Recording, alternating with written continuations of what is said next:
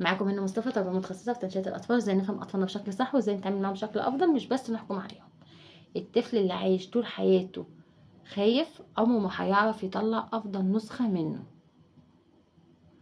احنا ساعات بنفكر ان احتياجات الطفل بتتلخص في الاكل والشرب واللبس والتعليم، بس الحقيقه لا. اهم حاجه عند الطفل وبيحتاجها هي الامان النفسي. لما الطفل يعيش في بيت فيه صريخ وزعيق وتهديد وخوف ومقارنات بغيره طول الوقت، بيبدأ يسكت عن مشاعره تدريجي وبيختفي خالص. ممكن يعيش انطوائي، ممكن يبقى عدواني.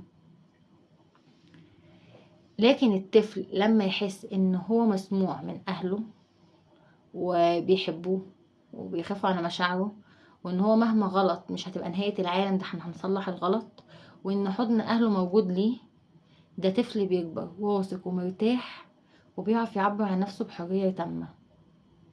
البيئة الآمنة مش معناها دلع زيادة، مش معناها ان انت بتلبيله كل طلباته وخلاص، معناها ان طفلك يحس ان ليه مكان ثابت جواكي وجواه مهما حصل ومهما غلط. كل كلمة منك بتطلع يا اما بتبني جواه امان، يا اما بتزرع جواه خوف بيفضل سنين. متنسيش تعملي لايك وشير وسبسكرايب للقناة عشان يوصلك كل جديد، وتفعلوا زر الجرس تحت، واكتبي في الكومنت ايه اكتر حاجة كنتوا تتمنوها تسمعوها وانتوا صغيرين. باي باي.